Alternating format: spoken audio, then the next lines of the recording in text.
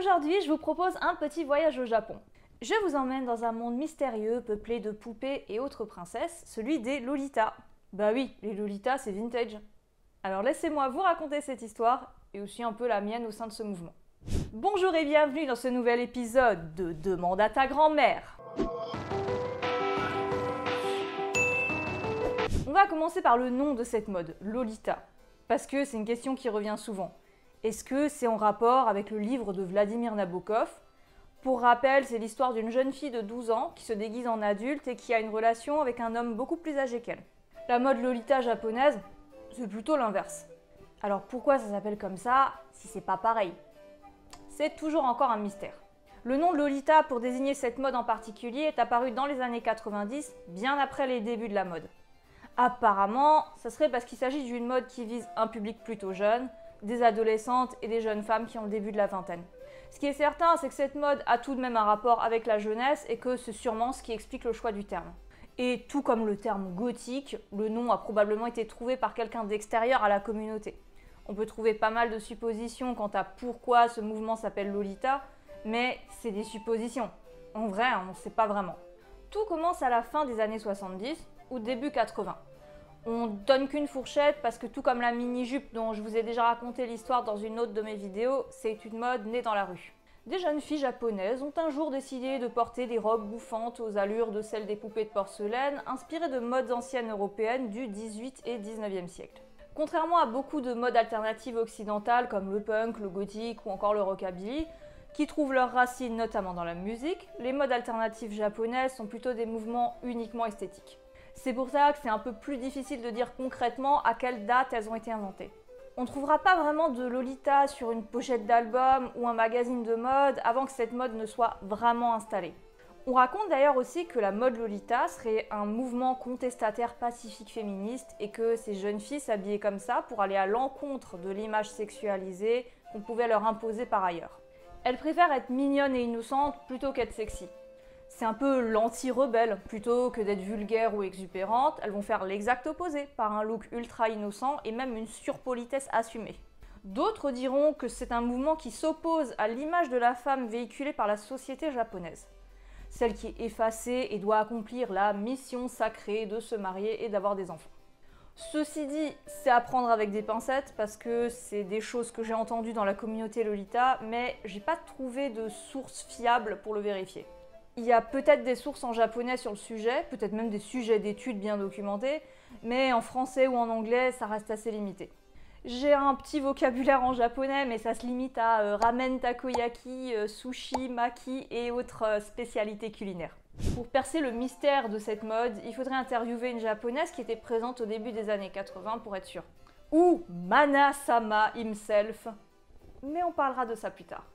C'est tout aussi probable qu'il s'agit juste d'un style inventé par des jeunes femmes qui avaient envie d'être mignonnes. Les années 80, c'est aussi l'époque qui marque les débuts de la mode du mignon au Japon, le kawaii.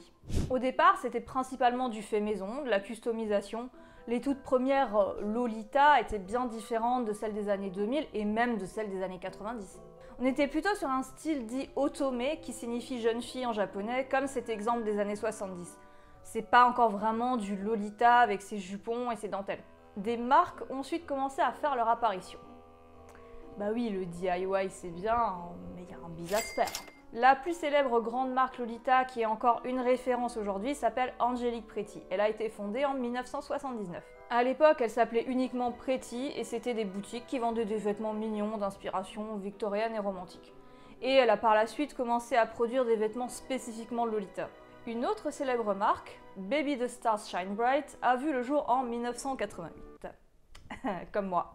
Cette marque est généralement appelée juste Baby, et pour avoir la prononciation à la japonaise du nom complet de la marque, je vous mets un extrait d'une de leurs publicités.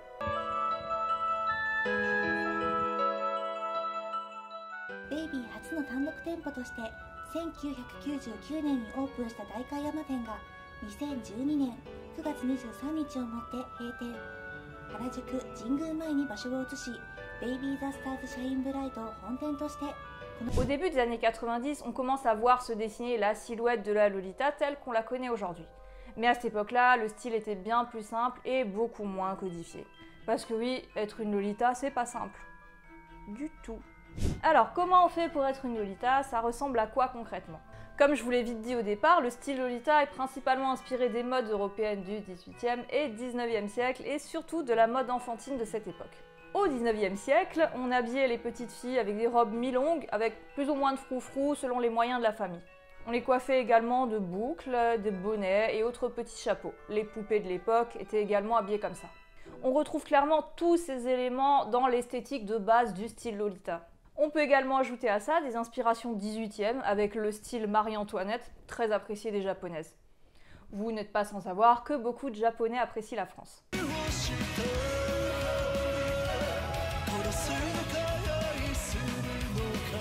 Donc maintenant vous prenez tout ça, vous mélangez le tout, vous l'emmenez à Tokyo dans le quartier d'Harajuku, puis ensuite vous ajoutez accidentellement l'agent chimique X et voilà, vous avez une robe Lolita. Les années 90, c'est la grande période de popularisation du Lolita et le nom du style est adopté. Au même moment, un petit groupe de musique qui s'appelle Malice Mizer commence à faire parler de lui. Et parmi eux, le leader et guitariste du groupe s'appelle Mana. C'est un personnage assez mystérieux dont on ignore même le véritable nom. Mana est une poupée silencieuse. Et quand je dis silencieuse, c'est silencieuse, car Mana ne parle jamais. Ça fait partie de son personnage, et ça fait plus de 30 ans que ça dure. En concert, en interview, il prend jamais la parole, et même si des questions lui sont posées, il chuchotera la réponse à un autre membre du groupe qui prendra la parole à sa place. Autant dire qu'il cultive le mystère. Dès les débuts du groupe, il adopte le style Lolita en le portant sur scène, et là c'est la gloire, il est propulsé au rang de Lolita la plus célèbre du monde.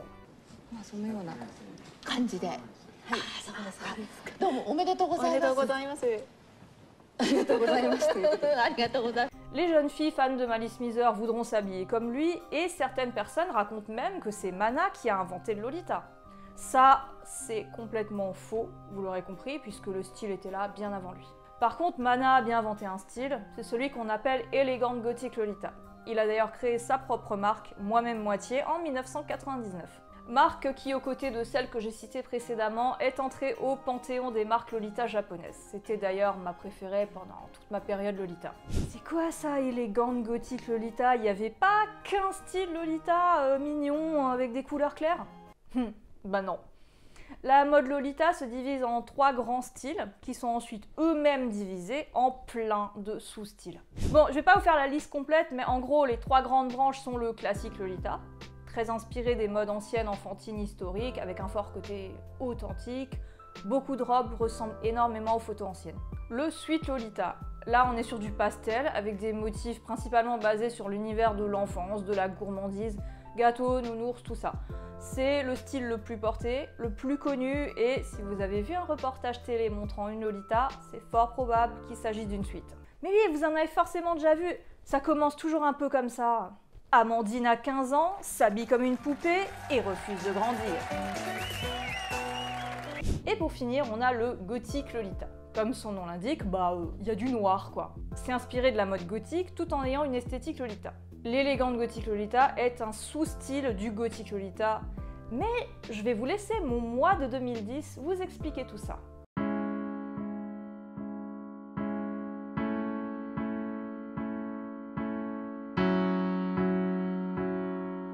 L'élégante Gothic Lolita est un terme inventé par Mana, leader du groupe Moi Dis Moi et ex-Malice Mizer. C'est un dérivé du Gothic Lolita, mais en plus mature. Ce sont des robes avec moins de dentelle et moins de froufrou, qui se portent aussi avec moins de bouffants, ce qui nous fait au final des tenues beaucoup plus sobres. Et on trouve également des robes plus longues.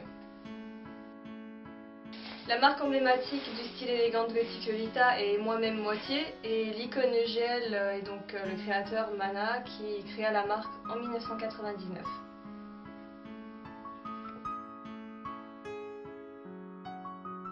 Concernant les couleurs, on y retrouve naturellement une majorité de noir, mais aussi du blanc, du bleu, du vert, un peu de rouge et des dentelles imprimées en or et argent. Les motifs utilisent l'imagerie gothique, comme par exemple les croix, les éléments d'architecture comme des vitraux, des motifs sur le thème de l'église, mais aussi les imprimés et accessoires floraux, notamment avec des roses. Et on trouve également des broderies et beaucoup de petits détails. Voilà pour la genèse du mouvement. Ce que je vais vous raconter maintenant, par contre, c'est du vécu. C'est comment d'être une Lolita française entre 2007 et 2015. L'époque bonbon maléfique. Je suis de la génération Club Dorothée, donc niveau culture japonaise, on a baigné dedans très jeune en étant abreuvé de mangas et d'animés à la télé. Les jeux vidéo avaient également une grande place dans ma vie, dont pas mal de productions japonaises. Ensuite, avec le développement d'Internet, d'autres aspects de la culture japonaise ont commencé à nous parvenir en France, dont les modes, et donc le Lolita. J'ai découvert cette mode sur un forum que je fréquentais à l'époque, où des membres partageaient leurs découvertes musicales du pays du soleil levant. Là-dedans, naturellement, le fameux groupe Malice Mizer. C'était aux alentours de 2001-2002 par là. Moi, j'étais pas du tout dans les modes alternatives à ce moment-là, mais je trouvais le look de Mana plutôt cool, et dans nos collèges et lycées, c'était la période de popularité du style gothique. Mais voilà, juste pour dire qu'au début des années 2000, on pouvait voir un engouement de plus en plus fort pour toute la pop culture japonaise avec la musique, les modes, les séries, etc. Après la fin de Malice Mizer en 2001, Moi dis moi, le nouveau groupe de Mana, se produira d'ailleurs 2 fois en France, en 2005 et 2007. J'étais à leur concert à Paris en 2007. Le début des années 2000 au Japon, c'est aussi une grande période d'évolution pour le Lolita. Non seulement ça commence à s'exporter, mais c'est également l'âge d'or de cette mode là-bas. C'est en 2001 qu'est publié pour la première fois le célèbre magazine Gothic Lolita Bible, un spin-off spécial Lolita de la Bible. Non, je déconne, du magazine de mode japonaise Kera. L'idée de ce magazine a été proposée par Mana, et lui ainsi que la chanteuse Kana ont beaucoup aidé à la promotion du magazine et du style grâce à leur tenue de scène. Bon, quand je dis que le Lolita commence à s'exporter vite fait en fait, les marques japonaises qui nous faisaient rêver à cette période-là n'exportaient pas directement. Déjà, leurs sites, ils étaient tout pétés, claqués au sol, et spoiler, ils le sont encore aujourd'hui. Ces sites donc étaient uniquement japonais et aucune possibilité d'envoi international, même quand on arrivait à s'en sortir avec Google Trad. Quand on voulait être Lolita au début des années 2000, et même 2010, fallait passer par des intermédiaires, des shopping services. En gros, c'est des entreprises ou des personnes qui achètent pour vous au Japon et qui l'envoient ensuite. C'est assez fou quand même quand on y pense. Et risqué. D'où tu donnes 300 balles à quelqu'un que tu connais pas pour aller t'acheter une robe dans une boutique à l'autre bout du monde? La confiance. Heureusement que ces personnes étaient honnêtes. Enfin, moi j'ai jamais eu de soucis en tout cas. Parce que mine de rien, la communauté Lolita occidentale, et notamment française, est grandissante entre 2005 et 2010. C'est assez facile à voir puisque ce sont des groupes sur internet et les Lolitas ont toutes des blogs sur lesquels elles postent leurs tenues et autres articles à propos de leur mode préféré. Les Japonais s'en rendent quand même compte, et quelques boutiques de marque apparaissent à Paris. Baby the Stars Shine Bright en 2007 et Angelique Pretty en 2010. Les marques japonaises ont également des stands à des célèbres conventions de culture japonaise comme Japan Expo et Paris Manga. Malheureusement pour moi, pas de boutique moi-même moitié. Ils ont jamais pris de stand non plus. Allez, Mana, en plus il dit toujours qu'il adore la France, mais vas-y, fais un effort quoi. D'autres boutiques de revendeurs de diverses marques étaient tout de même présentes, comme par exemple la boutique Harajuku. Salut Fred si tu me regardes. J'y allais très régulièrement à chaque fois que je montais à Paris et ils m'ont même accueilli pour une interview que j'avais faite pour l'émission Moshi Moshi Music de la chaîne Kazé TV. C'était mon petit quart d'heure de gloire en 2011. J'aimais bien les vidéos en fait. J'avais déjà une petite chaîne YouTube à l'époque, cherchez pas, il n'y a plus rien de tout ça en ligne. Mais pour vous qui me regardez aujourd'hui sur Alphonsine Vintage, je sais que vous êtes encore nombreux à regarder mes vidéos sans être abonnés. Je parle de mode, d'histoire et de vintage avec une vidéo tous les 15 jours. Vous pouvez vous abonner et mettre la cloche pour être prévenu de toutes mes prochaines vidéos. Pendant ma période Lolita, j'ai pu voir apparaître les premiers événements dédiés à cette mode en France. Des gigantesques tea parties qui rassemblaient plusieurs centaines de Lolitas venant parfois de toute l'Europe. J'en ai pas fait beaucoup parce que je dois avouer que c'était pas trop mon truc. J'aime bien le thé, mais les macarons et autres sucreries, non. Ceci dit, l'Apfelstrudel de la tea party où j'avais été invitée à Vienne en Autriche était plutôt pas mal. Il y a également des associations Lolita en France comme Rouge Dentelle et Rose Ruban, et si jamais ça vous intéresse, je vous mets le lien en description. Elles organisent des événements autour du Lolita, et si vous avez envie de découvrir cette mode et les choses qui gravitent autour, n'hésitez pas à les contacter, elles sont vraiment très sympas. Justement, parlons du lifestyle. Le Lolita est-il juste une mode, ou y a-t-il une culture et un lifestyle liés? En fait, ça dépend des Lolitas. Pour certaines, ce qui était mon cas, c'est juste des vêtements, rien de plus. Et en plus, c'est pas des vêtements qu'on va porter au quotidien. On peut en utiliser une partie, mais le total look accessoirisé et tout, non, c'est juste pas possible. Mais pour d'autres, c'est un mode de vie. Vêtements portés tous les jours, décoration d'intérieur, musique dite Lolita, passion liée au Lolita comme couture, broderie ou littérature enfantine. La vie quotidienne de ces personnes est rythmée par le Lolita. Qu'en est-il de ça au Japon d'ailleurs ? Là, je vais probablement décevoir certaines, mais au Japon, le Lolita n'est pas une tenue quotidienne. À moins d'être vendeuse dans un magasin Lolita. Et là, c'est comme les maids qui distribuent les flyers à Akihabara, il s'agit d'une tenue de travail. Même si en tant que touriste, c'est pas toujours évident de s'en rendre compte. Les Lolitas japonaises, tout comme les adeptes de beaucoup d'autres modes Harajuku, ne portent généralement ces vêtements que le week-end, lorsqu'elles sont sorties dans le quartier avec leurs amis. Ça se fait aussi chez les occidentales, les rendez-vous entre Lolita dans un parc ou ailleurs pour faire un goûter, on appelle ça des meetings. Vous verrez aussi très rarement une Lolita seule. Ces tenues ultra élaborées, c'est vraiment un hobby du week-end pour les japonaises. J'ai pu en rencontrer qui me l'ont confirmé. Vous le savez peut-être déjà, mais au Japon, que ce soit à l'école ou au travail, les gens portent énormément d'uniformes. Et du coup, c'est assez connu que le week-end, certains Japonais se lâchent avec des modes extravagantes et se rassemblent dans des quartiers comme Harajuku. Comme j'ai dit au début de la vidéo, le Lolita est une mode très codifiée qui comporte énormément de règles.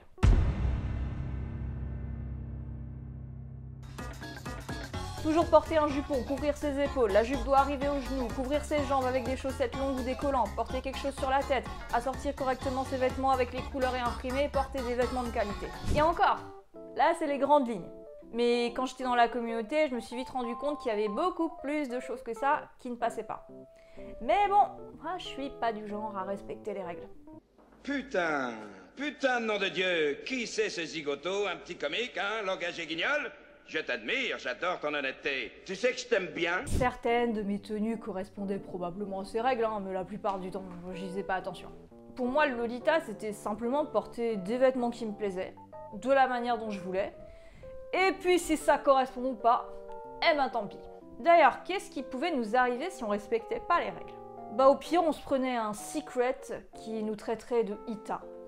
Un secret. La communauté Lolita internet de mon époque, avant Facebook, était basée sur un site qui s'appelait LiveJournal. Ça existe toujours, c'est toujours en ligne, je vous mets les liens en description. Apparemment, c'est même encore actif. Et bien sûr, comme dans toute communauté, il n'y a pas que du positif. Les secrets, c'était une page où les filles pouvaient poster anonymement des choses qu'elles pensaient d'autres filles. Oui, le Lolita, c'est très cadré. Même pour le gossip, il y a des règles et un endroit dédié pour le faire. C'est assez fou quand même quand on y pense. Mais bon, après tout, il y a bien des lois internationales qui régissent ce qu'on peut faire ou pas pendant une guerre. En général, les secrets, c'est pas gentil quoi. Souvent par la suite, ça faisait des histoires parce que forcément, quand on en reçoit un, on aimerait bien savoir de qui il vient. Parmi les règles, pour qu'un secret soit posté, il fallait cacher le visage de la personne et pas citer son nom. Bon, bien sûr, ça n'empêche pas l'intéressé de se reconnaître, vous en doutez bien. Mais bon, le Lolita est un monde de filles. Il est donc pas épargné par les ragots et autres animosités. Si on disait du mal. Oh oui, par qui on commence? Personnellement, je trouve ça vraiment horrible. J'en ai reçu des secrets. Et certains, j'en ai pleuré parce que c'était vraiment insultant. Et des propos que j'ai reçus pourraient aujourd'hui tomber sous le coup de la loi. C'est pour vous dire. Bon, ça, c'était le côté obscur. Bon, bien entendu, rassurez-vous, il existe aussi l'inverse. Ça s'appelle des Valentines et ça consiste à exprimer son admiration pour une autre Lolita. Et ça, j'en ai reçu bien plus que des secrets et heureusement, j'en ai même gardé quelques-uns, ça m'a fait bien sourire de les revoir autant d'années après. Vous avez peut-être remarqué depuis le début de la vidéo, mais j'utilise pas mal de termes que vous avez peut-être jamais entendus auparavant. Les meetings, les Ita. Parce que pour être une Lolita, il faut aussi connaître tout un vocabulaire qu'on apprend au fur et à mesure. Une Ita, ça vient du japonais Itai, ça veut dire qui fait mal, et dans ce cas précis, on pourrait dire qui pique les yeux. Une Ita, c'est généralement une débutante qui a soit des vêtements de mauvaise qualité, soit une tenue qui correspond pas du tout à l'esthétique Lolita. Un peu comme moi sur cette photo honteuse. Mais c'est pas forcément une débutante, ça peut aussi être quelqu'un qui respecte pas les règles, enfin qui correspond pas à ce qu'une Lolita devrait être. Par exemple, porter une JSK sans blouse, le truc que je faisais tout le temps. Une JSK, c'est une jumper skirt, c'est une robe à bretelles. Une robe, c'est une OP, One Piece. Des TP, c'est un modèle spécifique de chaussures suite Lolita, des Tea Party créés par Angelique Pretty. Mais ça peut aussi désigner tout simplement une Tea Party, un rendez-vous thé entre Lolita. EGL, abréviation du style créé par Mana, élégante gothique Lolita, et aussi nom de la communauté internationale. GLB, le magazine Gothic Lolita Bible. OTT, over the top, désigne un style Lolita souvent suite, très accessoirisé. Brolita, bro, c'est un homme qui s'habille en Lolita. Vous avez peut-être relevé ce détail quand je parlais de Mana en début de vidéo. Mais Mana, même s'il est souvent considéré comme une Lolita, en fait c'est un Brolita. Parmi ceux qui sont célèbres, on peut citer également le chanteur Kaya ou le guitariste Izaki. Chose importante, il faut préciser que les Brolita portent la tenue Lolita un peu comme une tenue de scène et dans l'immense majorité des cas, en dehors des événements Lolita ou de la scène, ils portent des habits masculins classiques. En gros, voilà la base du vocabulaire, j'en ai sûrement oublié beaucoup. Le Lolita, même si de base c'est juste une mode, c'est quand même un univers très riche et qui personnellement, même si aujourd'hui c'est derrière moi, m'a apporté énormément. Grâce au Lolita, j'ai créé mon entreprise Bonbon Maléfique, avant que je la renomme Alphonsine. C'était aussi mon pseudo de l'époque. C'est grâce à tout ça que j'ai commencé à travailler sur les conventions.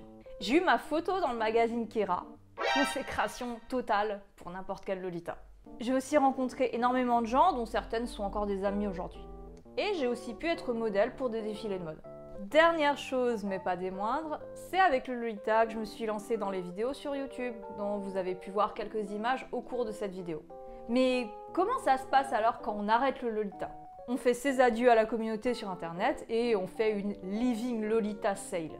Ça veut dire qu'on met en vente notre garde-robe complète. Ah, je m'étais lâchée à l'époque sur le visuel pour la vente, hein. Fallait marquer le coup. C'est aussi par le Lolita que j'ai appris à bien vendre et acheter des vêtements pour plus tard me lancer dans le business du vintage que je fais aujourd'hui. Le lien de ma boutique vintage est en description. En tout cas, moi je vous quitte pas et je vous dis juste à bientôt pour une prochaine vidéo.